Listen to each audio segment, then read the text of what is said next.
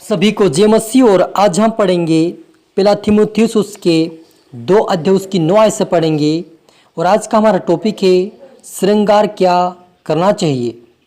तो हम यहाँ पर पढ़ेंगे पहला तीमुथियुस उसके 2 अध्याय उसकी 9 आयत से पढ़ेंगे।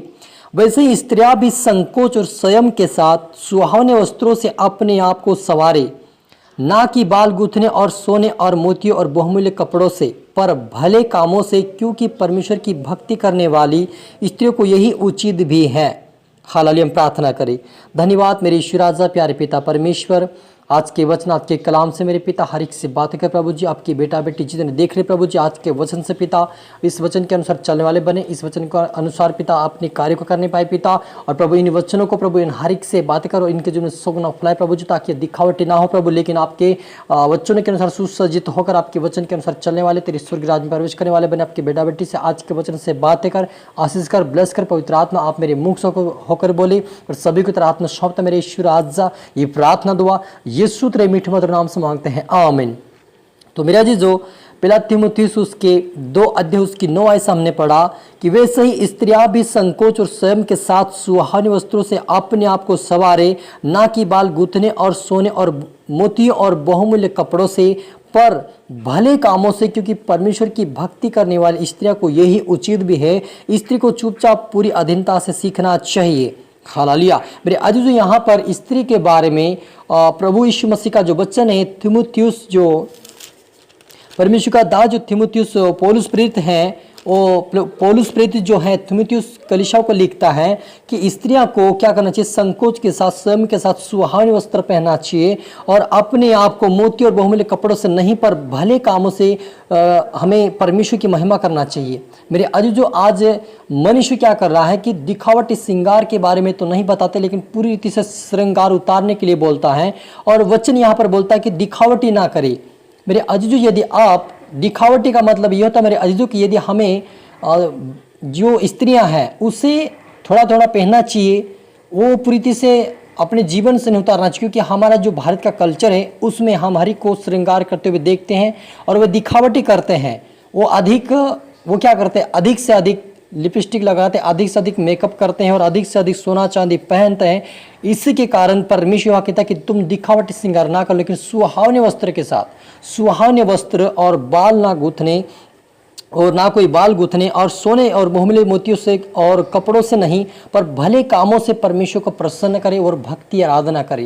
मेरे अजीजों, यदि हम सोना चांदी पहन के दिखावटी करके यदि हम परमेश्वर के भवन में जाएंगे तो लोग हमें क्या कहेंगे, और लोग जो हमें देखेंगे वो देखकर, स्त्रियों को देखकर वो उनके मन में विचलित हो जाएगी, वो पाप में गिरेंगे और अब उसके ठोकर का कारण बन जाएगी। इसीलिए प्रभु यीशु मसीह ने इस वचनों से पौलुस कहता है कि हमें दिखावट श्रृंगार नहीं करना चाहिए, लेकिन भले कामों से हमें परमेश्वर की महिमा करना चाहिए। यानी कि अपने शारीरिक जीवन का में बदलाव तो ना हो या हो, लेकिन दिखावटी ना हो। लेकिन दूसरी बात यह कि हमारे जीवन में अंदर जो अंदरूनी हमारा जीवन स्वभाव है, हमारा अंदर का जो जीवन वो बदलाव होना चाहिए। हमारा भलाई का काम, प्रेम का काम और मेल मिलाप का काम हमारे अंदर होगा तो परमेश्वर हमारे जीवन से प्रसन्न होगा।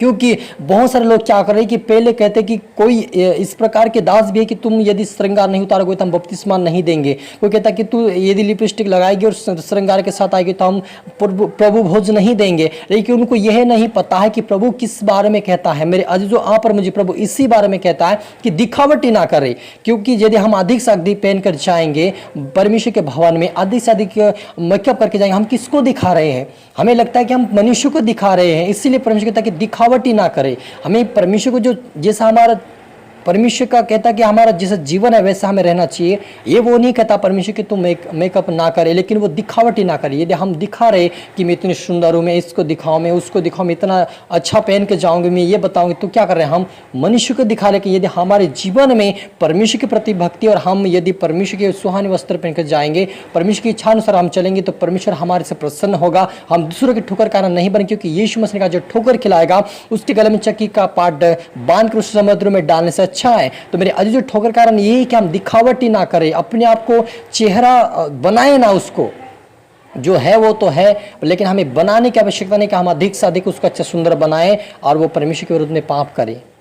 क्योंकि जब हम पढ़ते हैं, जब हम आगे भी पढ़ते हैं तो वचन वहाँ पर कहता है, यदि हम पहला पत्रस को पढ़ते हैं 3 अध्याय के अंदर वहाँ पर 3 आयत में लिखा है, तुम्हारा श्रृंगार दिखावटी ना हो, अर्थात बाल गूंथना और सोने के गहने या भांति भांति कपड़े पहनना, वरन तुम्हारा छिपा हुआ और गुप्त मनुष्यत्व नम्रता और मन की दीनता की अविनाशी सजावट से सुसज्जित रहे, क्योंकि परमेश्वर की दृष्टि में इसका मूल्य बड़ा है। हालांकि मेरे जीसस, कितना बड़ा अच्छा प्रभु ने वचन दिया कि तुम्हारा श्रृंगार दिखावटी ना हो, यानी कि हमें दिखावट नहीं करना चाहिए। हमें दिखाना किसको है? हम परमेश्वर के भवन में जा रहे हैं, हम परमेश्वर के लोग हैं। यदि हम दिखावा करेंगे तो हम तो संसार से भी अधिक हो गए कि उनको दिखावा कर रहे हैं। हम दिखा रहे कि इतने मेरे घर में ये है, मेरे घर में वो है, क्या करें? हम दिखावा करें सोना चांदी पहनकर। इसलिए प्रभु कहता है कि तुम सोना चांदी पहनकर अधिक से अधिक कपड़े जो चमकीले कपड़े पहनकर आते हैं, जो लोगों को दिखाने के लिए, आकर्षित करने के लिए जो पहनते हैं, ऐसे लोगों को परमेश्वर कहता है कि ये सब दिखावट ना करें, लेकिन क्या करें? अंदर का जो मनुष्य तत्व है, जो तुम्हारा गुप्त मनुष्य तत्व है, नम्रता और मनता की दीनता के साथ अविनाशी सजावट से सुसज्जित रहे, क्योंकि परमेश्वर की दृष्टि में इसका बड़ा मूल्य है। हालांकि और पूर्व काल में पवित्र स्त्रियां भी जो परमेश्वर का पूर्व काल में भी पवित्र स्त्रियां भी जो परमेश्वर पर आशा रखती थी, अपने आप को इसी रीति संवारती थी और अपने आप को पति के अधीन रखती थी। हालेलुया। और सारा जो अब्राहम की आज्ञा में रहती थी और उसे अपने स्वामी कहते थी।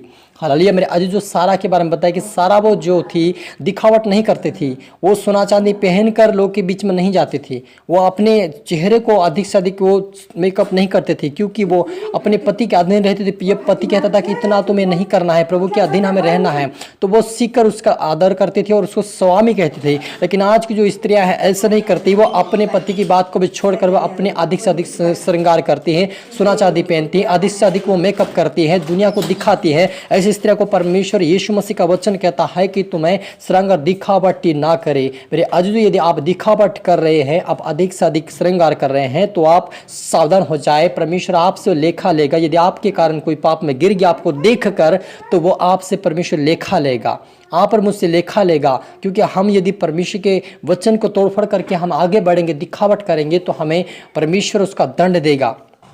परमेश्वर ये भी नहीं बोलता कि तुम ना पहनो, वो इसका मतलब ये नहीं कि आप पूरा रीति से आप कुछ ना पहनो, लेकिन परमेश्वर कहता है कि दिखावट ही ना करें। हमें दिखावा नहीं करना है कि मेरे पास ये है, मेरे पास वो, में सब कुछ हमें दिखावा करें, लोगों को बताए कि मैं इतना सुंदर हूँ। लेकिन हम क्या करें? परमेश्वर के वचनों के द्वारा नम्रता दीनता के साथ लोगों के बीच में सुसजावट रहे। आप अंदर से अपने जीवन को बदले, आपका जीवन ऊपर से बदले, वो बदलेगा, अब समय पर बदले जाओ, लेकिन यदि अंदर से आप बदलोगे तो पूरी से परमेश्वर के भक्ति आराधना करने वाले बनोगे, परमेश्वर के राज्य के वारिस आपको बनाएगा, सभी स्त्रियों को, सभी भाइयों को। ताकि हम दिखावट करेंगे तो परमेश्वर इसके विरोध में है। वो दिखावट क्या वही हुआ कि हम अपने आप को, परमेश्वर को नहीं लेकिन दुनिया को दिखा रहे कि मैं कितना अच्छा हूं।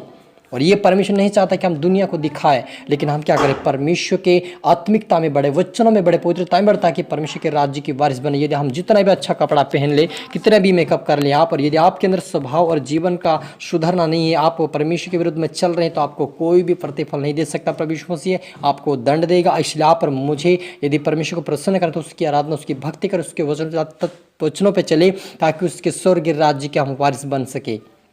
हम प्रार्थना करें।